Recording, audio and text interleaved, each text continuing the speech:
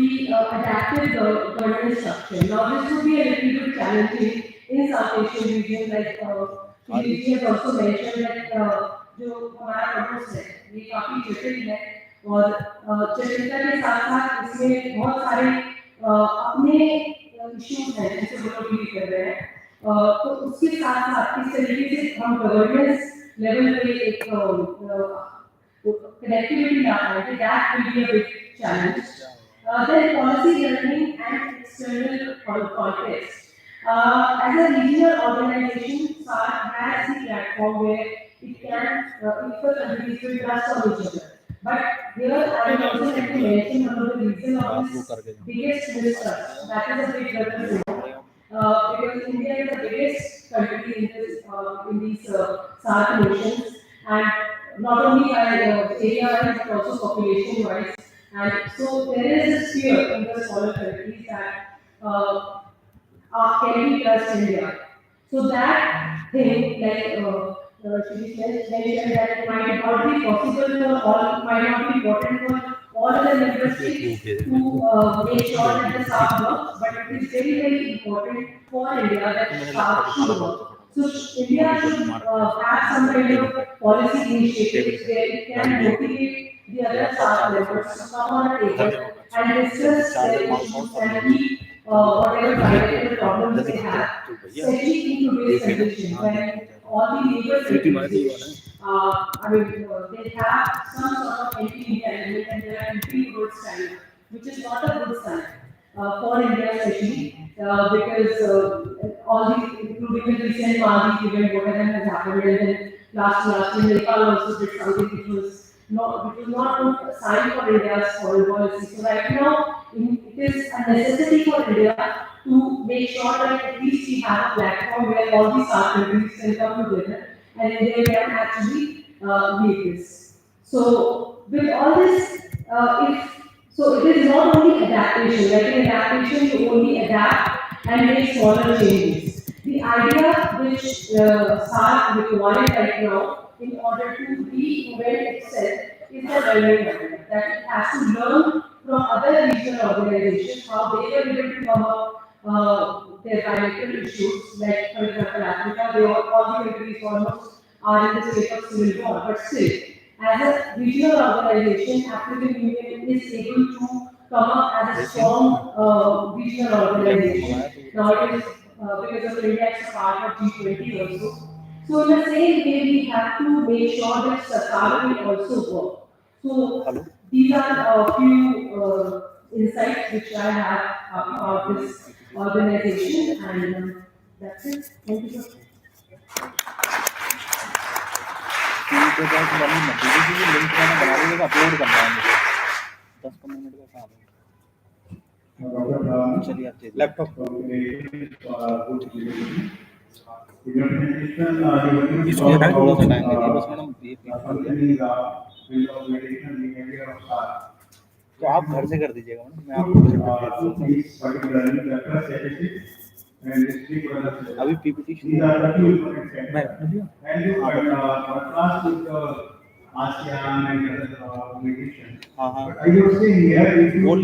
वो सर्वे का लिंक अलग है सर्वे लेने का ये लिंक अलग जाएगा ठीक वो हो गया बस लिंक अपलोड करना है अभी करना and European Union particularly. So why we नहीं भाई and when you talk about the organizations in Africa particularly North wifi की जरूरत नहीं पड़ेगी वैसे क्योंकि आपको पीपीटी तो चलाना है ये सब व्हाट्सएप खुला हुआ है all the big powers they are putting their weight in these organizations. NATO just because of both European powers not there and you talk about African Union is a strong organization. I don't believe that African Union is a strong organization. I am differing from you here because if you see African Union, they try very hard in terms of organizing whole of Africa, and Gaddafi was the man behind it.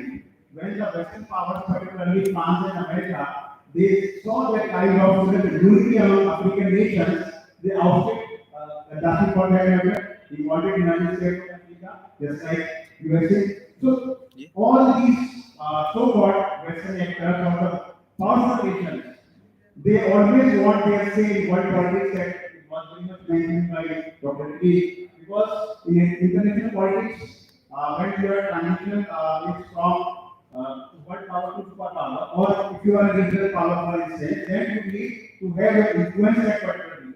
If that particular region is going beyond your reach, then your utility is going to be demolished. So, on the point here is, all the powerful nations, they are putting their weight behind the organization, those are successful. In South Asia, particularly India, you are saying the countries are being fear factor, there is a list. So these are several reasons behind it. Though we are having very friendly policies towards nations, but when you see from the perspective of those nations, because in the modern nation state, when we are seeing everybody is living for it, either they are given or if anything comes to the sovereignty of the nation interest, then questions come to the listeners or the diplomatic channels, they are there for that matter, but somehow they fail in some kind of success. So because we take the example of Nepal, there was issue of Kalamani and other modern issues were there. And we blame to other powers for instance, that was very important point Dr. Lee made. We should not blame China for that. We should not blame America for that matter. Because when you are in a competition of power, when you want to control the anarchic environment of international nations, then you have to put your weight, you have to reach everywhere. Your influence would be visible to the world politics. Then only you can be a power, you can be a superpower. So my point here is that if the powerful organizations, they are involved in any such kind of organizations, they are successful. If poor nations are making any organizations, they are not successful. So now I would like to invite any question from audience if they want. And please ask one or two questions. Yes, you want? You want to ask? Anybody? No one? Okay. So now I would like to invite Dr. Annanath Ganguly. Her presentation is on diplomacy and sustainability of peace and uh, between India and Bangladesh for regional security and prosperity. Over to you.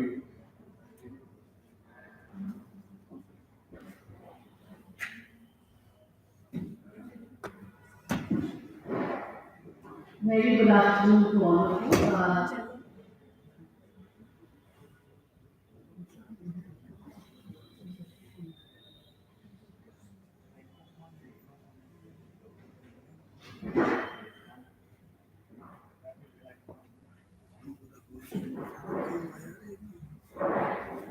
Okay, while the presentation that I have made is going to be started, I'll just thank first uh, Dharma Samaj College, Aligarh, Uttar Pradesh, to Principal Sir for giving us a very good opportunity to speak on this very academic platform, to our dear friend Amal, who has basically, along with the good committee, conceived of a very important topic, which is neighborhood and foreign policy. And the topic today that I'm going to address is diplomacy and peace, trade in India Bangladesh. While my earlier speakers, Dr. Sri Pathak, has spoken on foreign policy and South Asian region as a whole, and Dr. Bhavna Sharma has talked about SAARC, which is a regional cooperation. Mostly what I am going to focus is on India and Bangladesh. I see a lot of young girls and boys here. Have you heard that there is a very friendly neighbor or a very strong, we can say very strong ally of India or a very good partner of India called a country called Bangladesh? Are you all aware of that? All of you who are sitting here? Children? You all know that we are talking about South Asia. You know that we have 8 countries in South Asia, right? And every day we are just looking at how the politics in South Asia is developing. And South Asia today is one of the most important center of attention for the world. Till whole world, no one thought that South Asia would become so important in world politics. Today, after Cold War, we have seen that South Asia is the most prominent region, not only commercially, but also by politics, by regionalism, by you can say culture, by military and economics. And in South Asia, every day politics within South Asian countries is changing. Like if you look at Pakistan, it's very unstable inside. If you look at Maldives, relationship has changed. If you look at Nepal, the politics inside Nepal has changed. What we look at India and Bangladesh, what we have seen for a long time, there has been some disturbances, but for a longer period of time, we have seen very friendly relations. And for another 10 years or 20 years, we are going to look at how India-Bangladesh relationship should be made more reliable and a very strong partnership. But India and Bangladesh has a long history. The history of India and Bangladesh is a common history of pain, of sorrow, of partition, of basically what has happened to communities across India and Bangladesh. So we share very strong history, culture, emotions, and we also share some common problems like climate change, very important problem that India and Bangladesh faces. I would like to take back for a second to the time when Bangladesh saw help of India in terms of how Bangladesh was being created and India went to help. And then we have Mujibur Rahman's stories to tell about how Mufti Bani and all of this groups were created. And India has supported Bangladesh militarily and at the same time a lot in terms of refugee problem, in terms of emotionally also helping Bangladesh grow in a lot of ways. Over the time today we see Bangladesh aligning a little bit towards China, but we in India should not forget or Bangladesh should not forget that India-Bangladesh partnership is a very, very important relationship in South Asia. While other countries are failing in South Asia, India and Bangladesh is still standing strong in terms of economics, in terms of the strongest ally that we are building. If today everyone looks at South Asia, we see every country in South Asia is not doing so well in economics, but Bangladesh and India is doing well in economics. If you look at culture, both these two countries are able to retain their indigenous culture and getting connected. What I'm trying to focus when I do study in diplomacy and peace network, and in diplomacy peace we are also taking in economics, is that over the time how we have diplomatically engaged. For example, we had water issues between India and Bangladesh. And India and Bangladesh both rely on each other for water. Bangladesh mostly relies on India for water. And there is a Farakka Barrage today. And from there, there is now the Farakka Dam project. In this project, what we see that many countries, the states in India's northeast, which is you can say Sikkim, or you can say Mizoram or Meghalaya, all of these states are very much dependent on how India and Bangladesh is going to make decisions. So our water relation is very important not only for trade, but it is also very important for sustenance of livelihoods. People who live around the water are basically affected both in Indian side and both in Bangladesh side. We know that while we are having this Farakka barrage problem where water is to be shared, there is also this issue where Sundarban's Delta is one of the very important delta which touches India and Bangladesh. Uh, we'll just go from here to some of the bilateral partnerships which we have seen from Mujibur Rahman and Indira Gandhi's time till Narendra Modi and Sheikh Hasina's time. In 2023, we have seen G20 meetings also how the prime minister come and has three agreements which have been made. What has it given to India? The belief that India and Bangladesh can be very strong partners for another 20 years if they go with the same fact as they are doing.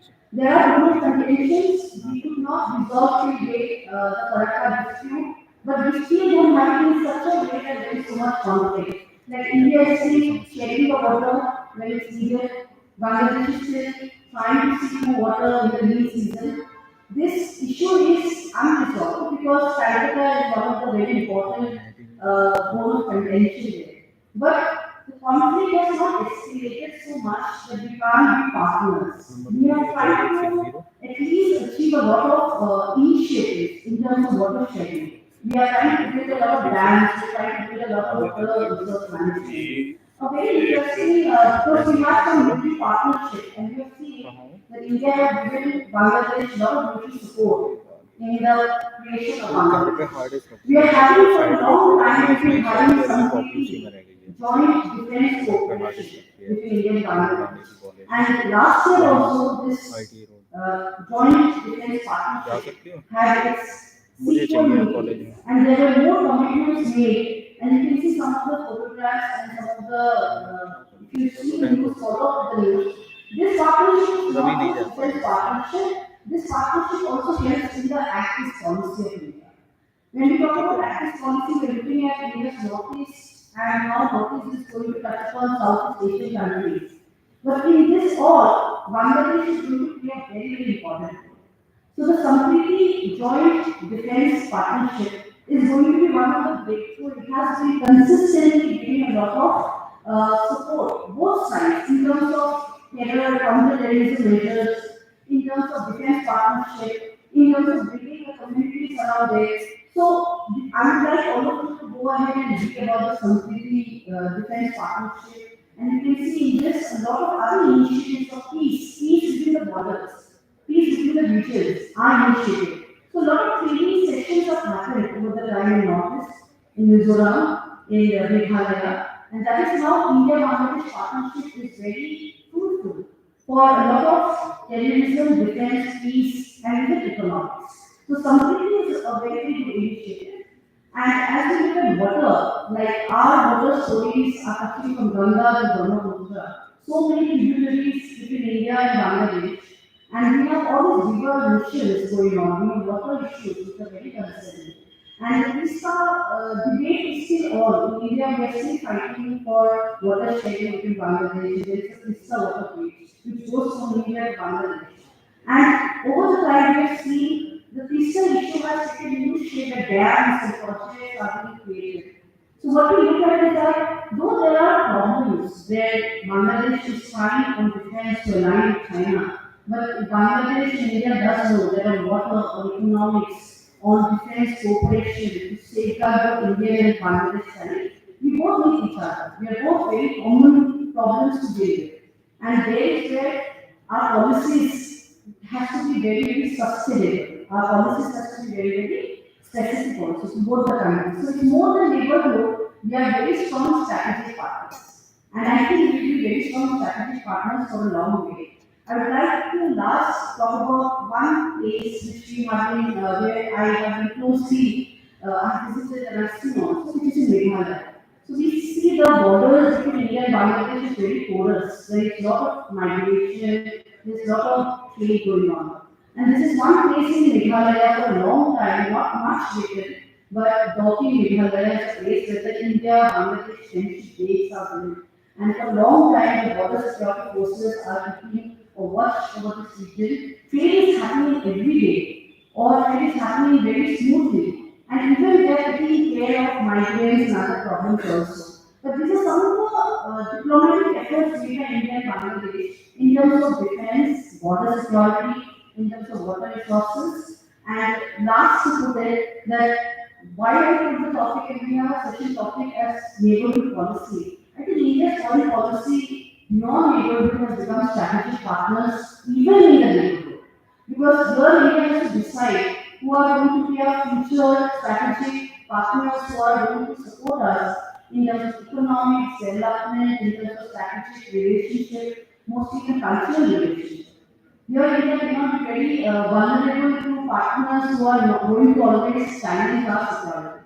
So with that, I would like to close and I hope I'm able to put forward my points. And thank you so much to Igor and thank you so much to Dharma Samaj College for giving me this opportunity. Thank you so much to the chair for giving me the time to present my presentation. Thank you.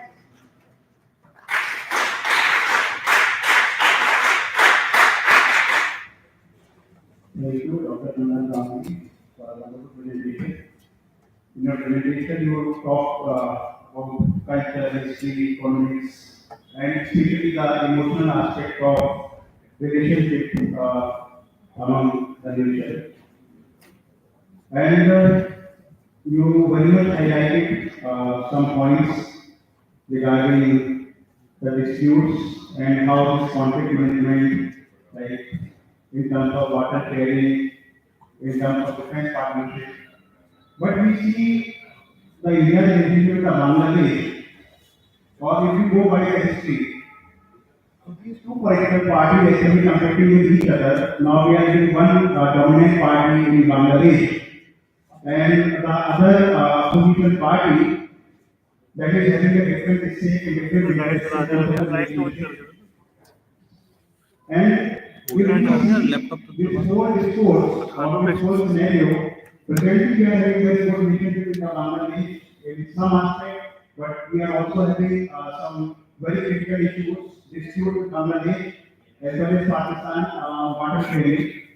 So these issues actually are of high national interest, not only for India, but also for Bangladesh.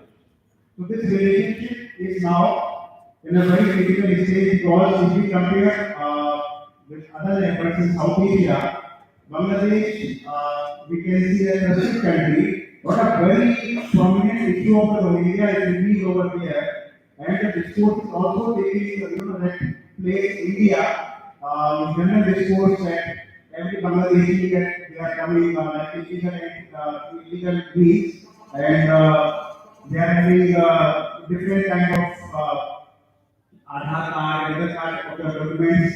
They just they can get from India. So this is a serious national security issue for us also. And when the thing goes to the public opinion, when there is a high critic in India in terms of the Rohingya, and when this discourse goes to Bangladesh, so there is a kind of mistrust among the people that we are talking about emotions, we are talking about history. So this emotion or history, it is not beyond our national interest. In our national interest is that how to protect our water, our security, our people, because we are very much thinking about the terrorism in the on the one hand. So we are very careful in this regard. On the other hand, we are also very helpful in terms of people suffering, either they are in India or they are other refugees, because someone pointed out a question to Dr. Lees that India's role in this Palestinian conflict, that on some instance India criticized Israel and India always looks for the two-state solution for that matter. But again, I would say this is a rule of power. Since you are powerful, there is no room for me, and there is no place of loyalty in international politics or any sort of. Even at most, you will see the man's satisfied nature to nation is a form of that man's union. So everywhere there is an interest that is playing role. In society, interest is playing role at national level or international level. So we have to keep apart our national security first and our national interest first. So by this, I would like to ask that from audience, any questions you want to ask? Any question? Because it was a very interesting topic. Indo-Bangladesh, you must have any query, please ask.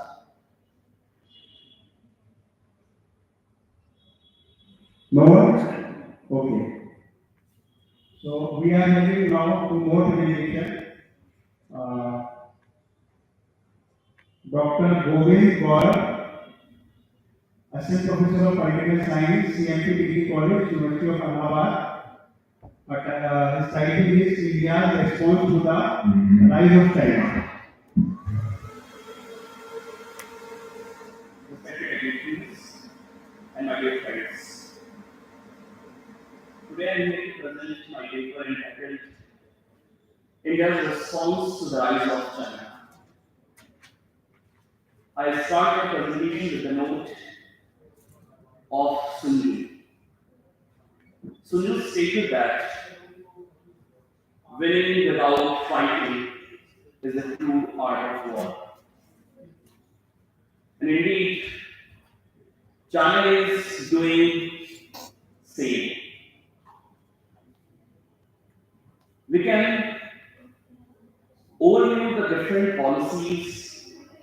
diplomacies and strategies articulated and adopted by the China in this context. If we talk about the five fingers policy of China, in which Tibet is formed, Bhutan, Nepal, Sikkim, Ladakh, and Arunachal are fingers, we can see that China is adopting a policy of salami slicing. In this policy, China is claiming the peripheral areas of its territory and trying to occupy those areas. There is also a great shift in China's diplomacy from the time of Deng Xiaoping of keep profile low and achieve something high, to the time of Hu Jintao's peaceful rise, and now Xi Jinping's wolf variant diplomacy. We can see that wolf variant diplomacy is the coercive diplomacy of China that is very much assertive and offensive in its approach. The diplomacy narrates simply that whoever harms China, China will kill. It means, in the present context, in the South Asia and Indo-Pacific region, it is very much clear that the offensive and assertive policy is taken by China, particularly in the context of its neighboring countries in Southeast Asia and South Asia, particularly against India. Definitely, as a rising power in not only South Asia but in the world, there should be a response from the side of India also. And we can easily understand that from the policy of Kansi to Kanchamrit, and now towards the policy of smart one-lined diplomacy. India is moving very proactive, assertive, and pragmatic in its words, posture, and presence. At the point of diplomacy, we can access that the India's assessment and evaluation of the present world scenario is very much clear, and India is following a path, giving the gyan to the world and worrying about only its national interest. In this context, we can echo the statement of our Prime Minister Narendra Modi when he directly said to Putin that this is not the era of war. But if this is not the era of war, it means all nations must endeavor to establish peace and tranquility across the world. Then what is the contribution of India in this context, particularly with the hostile relations with China and Pakistan? China is adopting an encirclement policy against India that is unofficially known as the String of Pearls. The port facilities as Pakistan's Swadan, Bangladesh Chittagong, Sri Lanka's Kamkota, and recently Maldives are some clear examples of this encirclement policy. According to the theory of Ringland, the Ringland countries will dominate the world, and the revised Ringland theory, two countries, China and India, are Ringland powers. India has a clear presence in the Indian Ocean, and a clear access. But China needs a clear access and its access to the maritime sea navigation channels is through Strait of Malacca. 80% of the maritime energy sources, petroleum products, and the exports move towards China and across other parts of the world through the Strait of Malacca. So China, just to dominate this area and its claims in South China Sea, East China Sea can be seen in this context. But in this context, we can also see India's response as a policy which is not officially but known as diamond of necklace, that is garlanding with China. India is also establishing an encirclement towards China's policy of restraints. That particular garlanding we can assume from Mongolia, Japan, Singapore, Vietnam, Indonesia, and here from Tehran of Iran, Oman,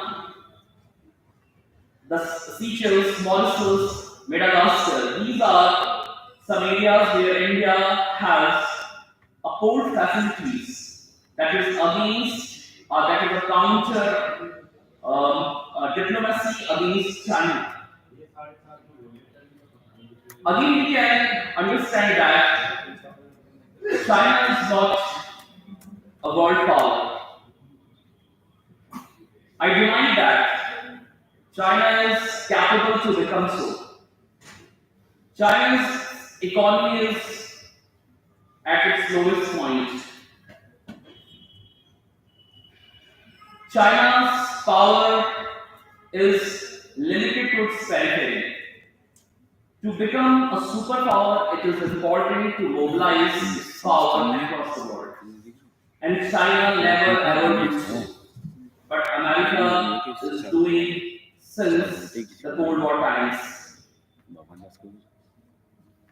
On the point of credibility, China is also not at par to the India as well as the United States of America. But India's approach towards China is very much limited towards the Indian Ocean and South Asia.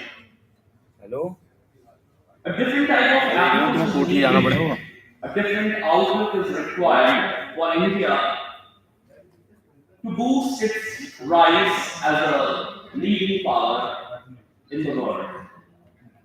In this context, you can see the FOIIP, Free, Open, Inclusive and Indo-Pacific declaration by India, as well as two other major things. One is the Sagarmala, strengthening its coastline areas from inner and another one is the Sagar.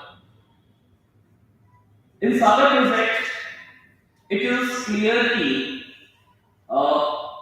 focused on three things: maritime security, maritime commons, and maritime cooperation. Sagar is a response against the BRI project also. India's denial to join the BRI was a strategic approach towards this strategic autonomy policy. Because China Pak Economic Corridor is part of BRI and that is against the territorial integrity of India. So India declined to join the BRI. But Sagar is a counterpart in this context.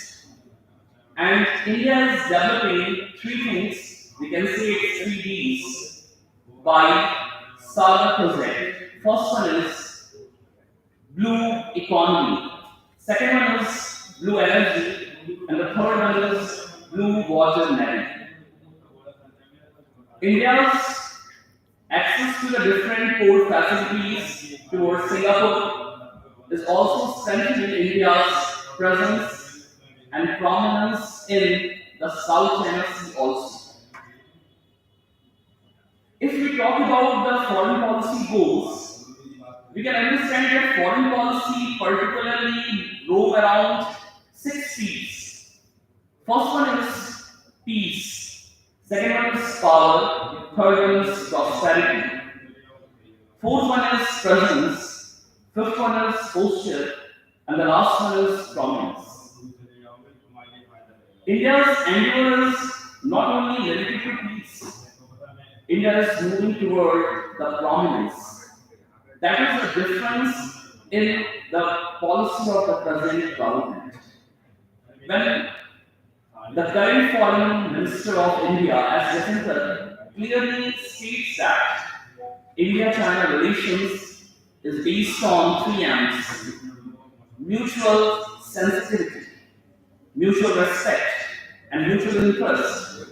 This is a smart one-liner statement that articulates and formulates a clear foreign policy and diplomatic stand. Now we come to the point, what is the goal of diplomacy?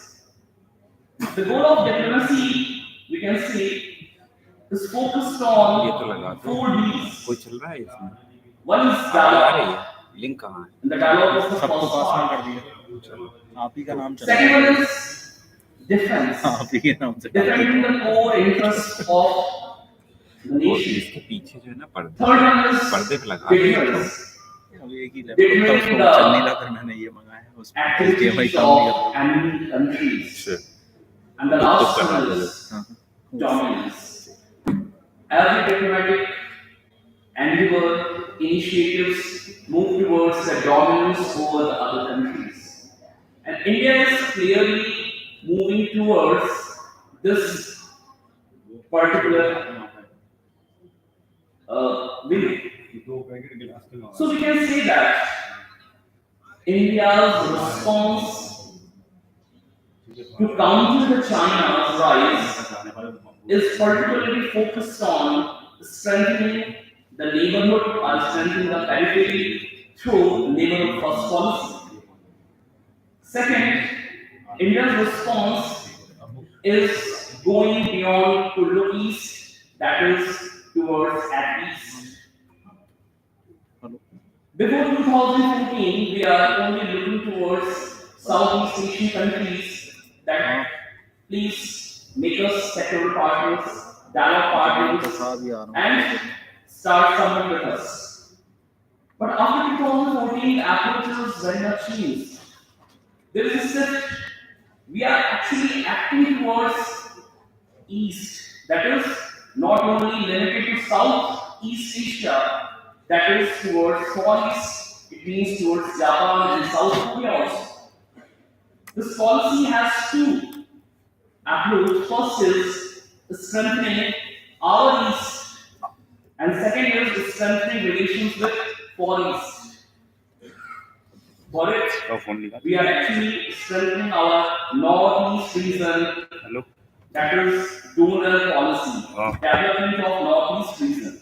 बोलो Second one is strengthening relations, कुछ नहीं हुआ developing infrastructure capacities to bridge कुछ नहीं or हुआ to link different transport and transit routes.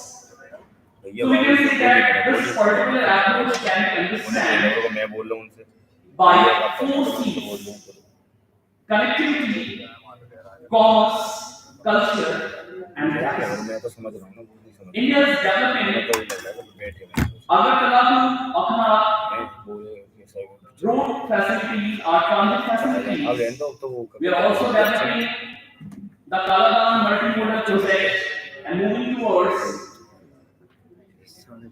Myanmar and Thailand to Bangladesh. These are some endeavors by which we are actually developing a cultural commerce linkages with the Southeast Asian neighbors. We are also strengthening our relationship with the United States of America, that is a great power, And sometimes it is marked that India's diplomatic approach is inclined towards United States of America.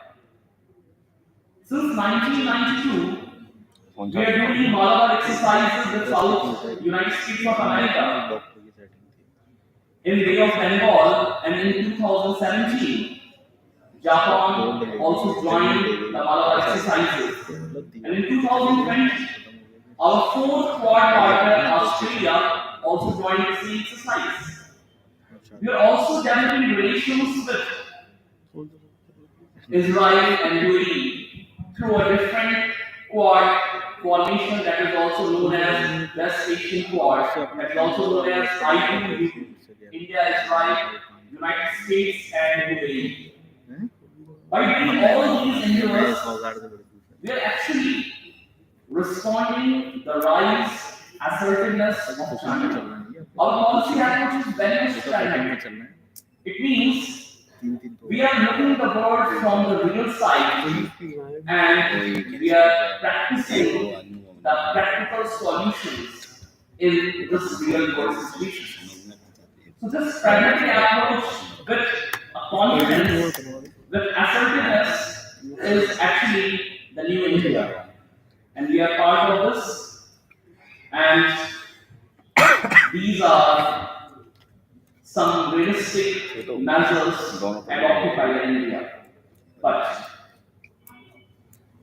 the hostile relations with China is not a solution for India.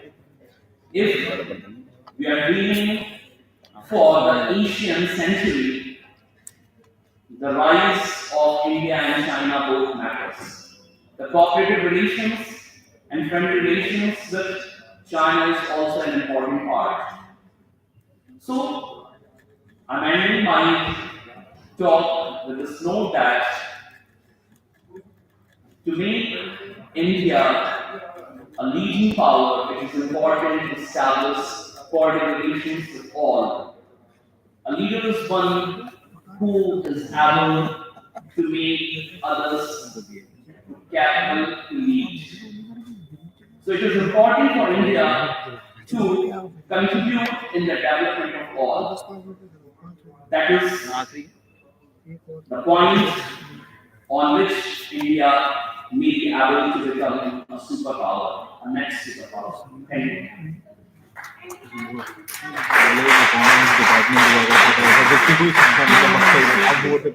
Thank you, Dr. Govind Gulati, for a long and great presentation and very good presentation. Where you talk about and not only like what kind of relation is going on, what is needed, and you talk about the foreign policy. So I would say in our contemporary time, we are having very good foreign policy in terms of projection of power, projection of interest, identification of United Middle East, South Asia, everywhere. So we are putting a very good posture of our foreign policy and so many things to discuss, and we are already late in this session. So I would like to invite if any question or observation is there. So after that we will have last presentation of this session. That will be delivered by Ashish Kesarwani, research scholar at MIT University, UP. You are having only 5 minutes for the presentation. Just be brief. Thank you, Sir, and organizers, Dharma Samaj College Editor, for giving me this opportunity. Topic of my paper is navigating power dynamics using China's objectives in South Asia and India's strategic response.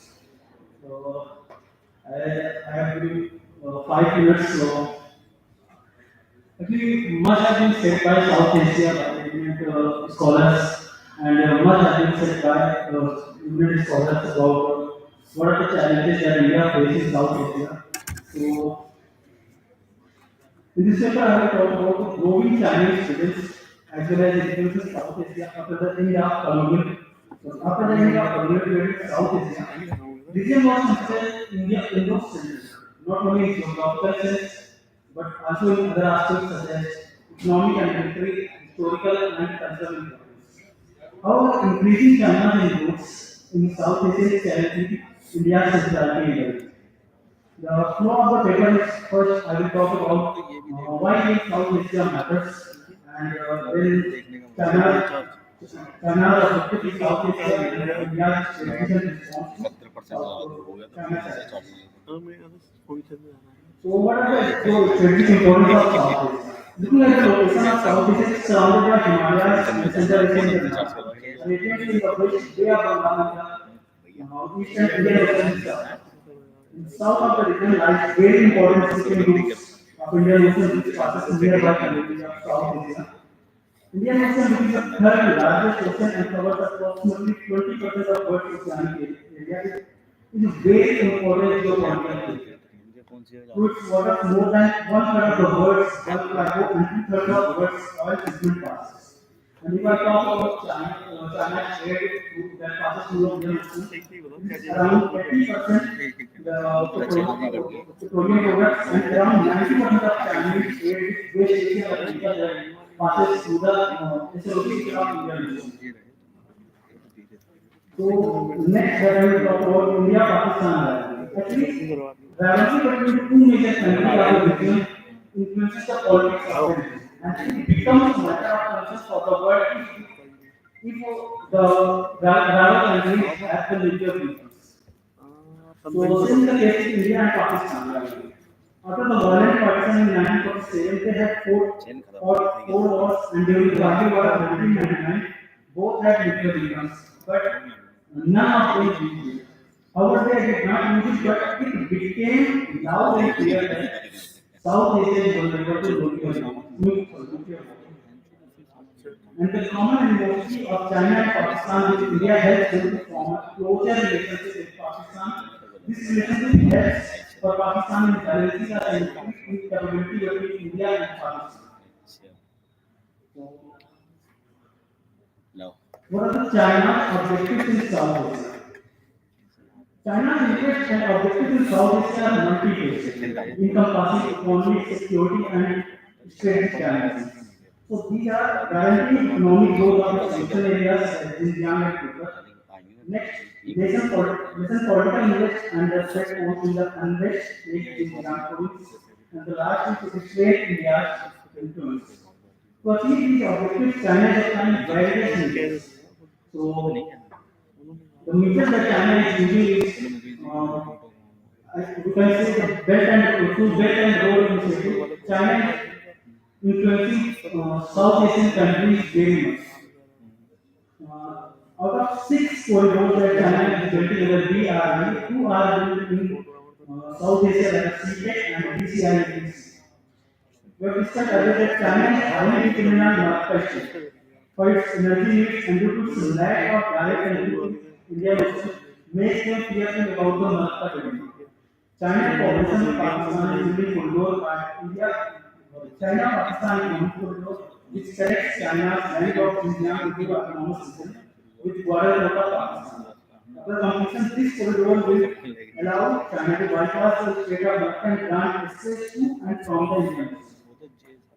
However, many scholars consider North Myanmar as Chinese love so that Beijing can maybe see a foothold in India, whereas many countries secret project is not accessible because it violates Indian territorial and it passes through Pakistan.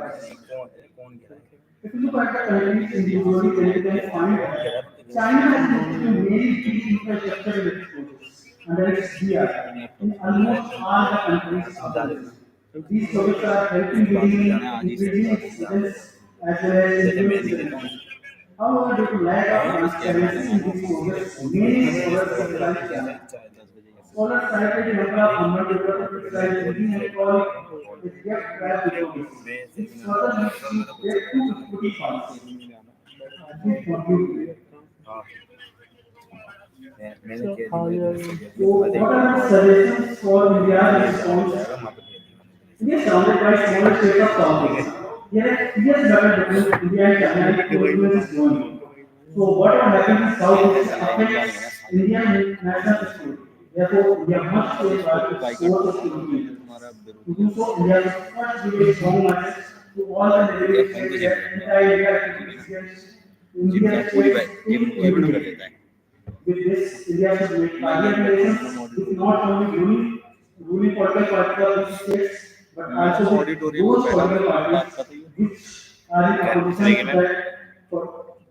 Ji madam which are in मैंने opposition. आपको link share कर तो दिया Most of WhatsApp them पे, आप होता वाला क्या लिंक है, डाल दीजिए उसमें। जब एक सरकार मिलती है, एक पॉलिटिकल पार्टी की सरकार नहीं, मिलती है, मैंने आपको दूसरी political WhatsApp किया, party चेक को करिए। power में आने में, तो वो यूज करती है फॉरेन पॉलिसी हमारे सराउंडिंग एरिया में।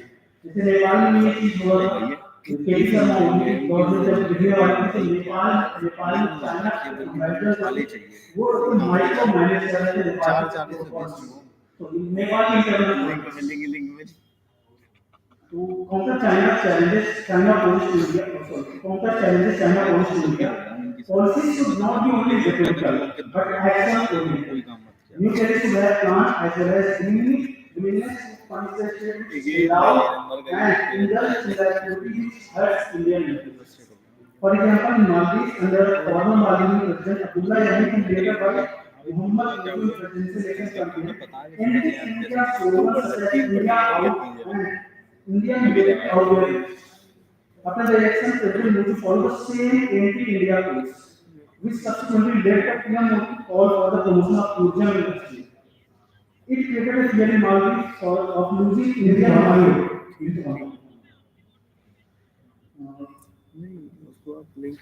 ये लिंक आप डाल दीजिए मैडम, अभी मैं थोड़ी देर बाद इसको एक्टिव कर दूंगा, जैसे बैठ इसी पे आ जाएगा सारा डेटा 100 हाँ 100% हो जाएगा Indirect contribution was around 79% in 2020.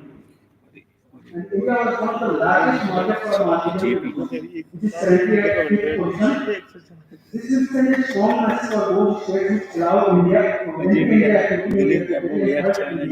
अच्छा जल्दी अच्छा वाला साइड का अपने जल्दी आप ना जल्दी सवा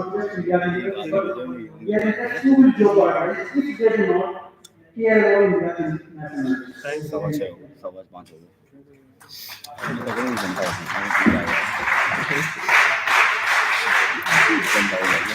भैया कहते हैं दूसरे कहते हैं इस सेशन में जो लास्ट स्पीकर से अगर आपको कोई सवाल जल्दी एक घंटा रिस्पांसिबिलिटी है किसी की क्वेरी किसी की जिज्ञासा है बाकी नहीं रहने कोई है नहीं देखिए it's was very important session और Indo China relations with special reference to India's neighbourhood policy इसमें जो हमारे प्रेजेंटेशन में बहुत ही अच्छे प्रेजेंटेशन और वंडरफुल प्रेजेंटेशन हुए जब हम फॉरेन पॉलिसी की बात करते हैं तो पावर एक बहुत इंपॉर्टेंट फैक्टर है किसी रिलेशंस में everybody roams around power I will just jump to the collapse of Soviet Union 1991 के बाद every country of the world was forced to change the foreign policy according to the priorities of the United States of America. Why? Because US emerged as a superpower. So many people are talking of world power, superpower, and there is a difference because superpower is a nation where it can deter any attack from any part of the world, or it can the country can attack any part of the world or can defend. So this is a different definition of superpower, and a nation should have influence in all the bodies of the world that are visible, either they are economic, they are political or strategic. So when we see the present world politics, it is a very interesting phase. On the one hand, the economic battle is going on between China and America. On the other hand, there are regional competition, or there is a very much frustration among the European nations, European powers, after this Ukraine war, that Germany and France, they are always having a different opinions, but they unite, they are having life of complementary interest. So one is passing through a very delicate phase. Europe is concerned of the whole security. This Ukraine issue actually particularly united Europe again united the European region or European powers for security reasons. But on the economic front, there is a war between China and America. But on several occasions, we can see that either we are talking about South Asia, Every single nation in South Asia, they are having foreign intervention or foreign influence. That is the one reason. No foreign policy is independent. These are, you just take the example of Pakistan, we were talking since morning, that why Imran Khan was ousted. Because Imran was working against the interests of the United States. That's why he was. So they are having a deep kind of the roots in South Asia, either in India or Pakistan, and everywhere they are having a deep root.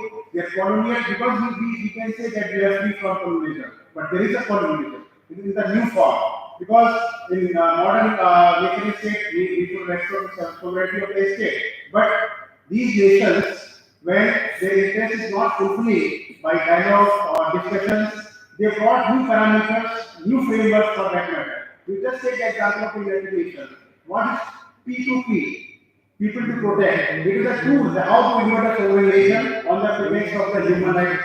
But you see that who violated the human rights more than any nation? America is the first nation to put the nuclear bombs. Cluster bombs, target bombing they did, European nations they did, and they are very open of the human rights.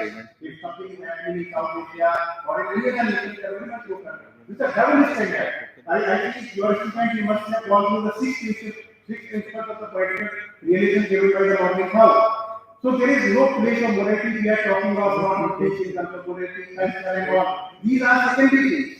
The soft power and also the secondary thing. Only power matters, and since beginning, the might and right principle is very much basic, and whoever is strong is will exploit the weak. So this is happening. But in case of South Asia, since India is a great nation, it is a big nation in terms of defense, in terms of economy, in terms of culture, in terms of soft power. India is having so much food in the basket. But we are going to compare to other nations like Bangladesh because there is a historic reality that these nations were separated from India, Bangladesh, Pakistan. And there is a kind of, that psychology among the people.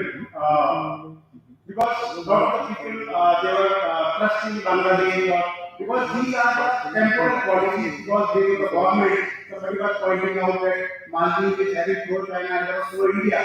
So these things, like a grand bargain, we are having because these are the Western concept of like deterrence, offensive realism, defensive realism. So we are also practicing realism. There is no liberalism in this world because there is an unholy marriage because liberalism and realism they go hand in hand. Because they come into the pretext of liberalism and their designs are realist designs. They are Hobbesian in the sense, but they just pose the dogmatic. Okay.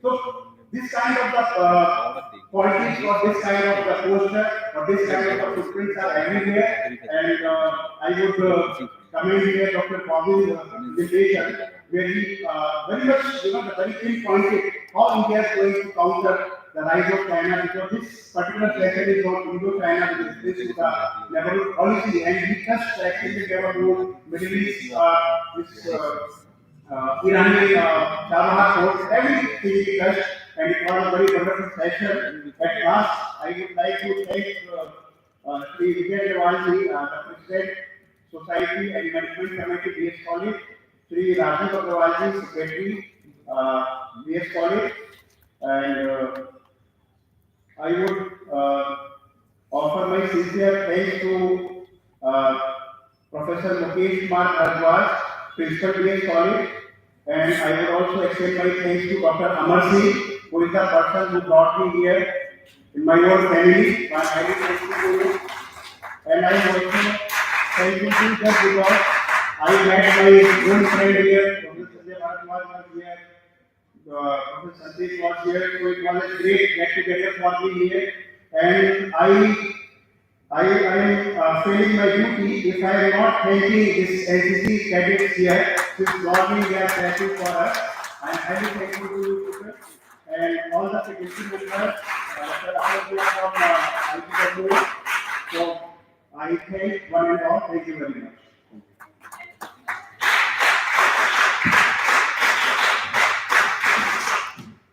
बहुत बहुत धन्यवाद sir. और इसी बीच स्वागत सम्मान की एक श्रृंखला रह गई थी हम लोगों से। हमारे बीच में डॉक्टर गोविंद गौरव सर मौजूद हैं, असिस्टेंट प्रोफेसर हैं राजनीति विज्ञान विभाग में, CMP डिग्री कॉलेज इलाहाबाद से, वहां से चलकर आए हैं। मैं सर के सम्मान के लिए आमंत्रित करना चाहता हूं प्रोफेसर दारा सिंह सर को एवं हमारे वरिष्ठ सहयोगी राजनीति सरोज जी को कि कृपया आप लोग आए और सर का सम्मान करें। सर प्लीज मंच पर।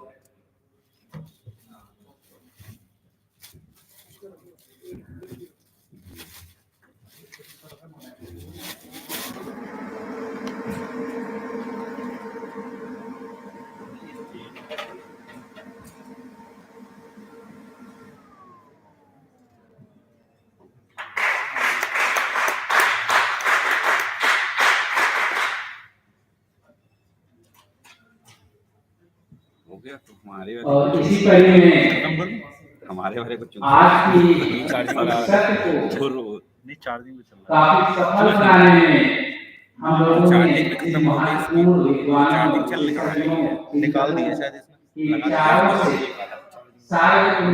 सार्वजनिक मूल्यवर्धक ज्ञानवर्धक विचारों से हम लाभान्वित हुए, उसे हम आभार शब्द की सीमा में नहीं बांध सकते हैं। फिर भी मैं आप सभी के प्रति सदैव आभारी रहूंगा कि आप लोग अपना व्यस्ततम समय निकाल कर आए और इस संगोष्ठी को बनाने में अपना महत्वपूर्ण योगदान दिया।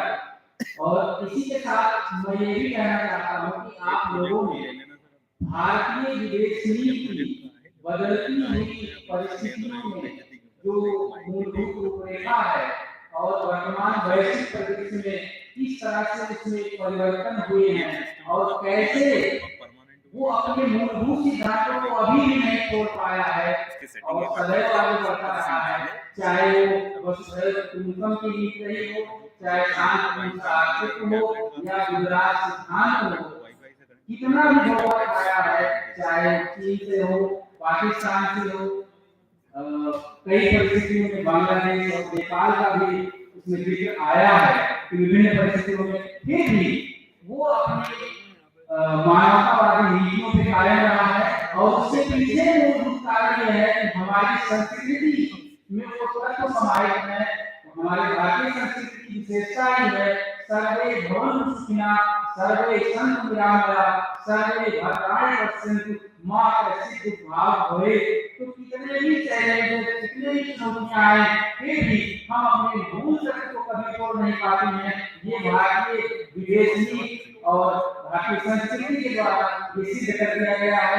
कभी जैसे प्रकाश जी ने लिखा था, अरुण मधुमय देश हमारा, जहाँ पहुँच संग्राम किसी को मिलता एक सहारा।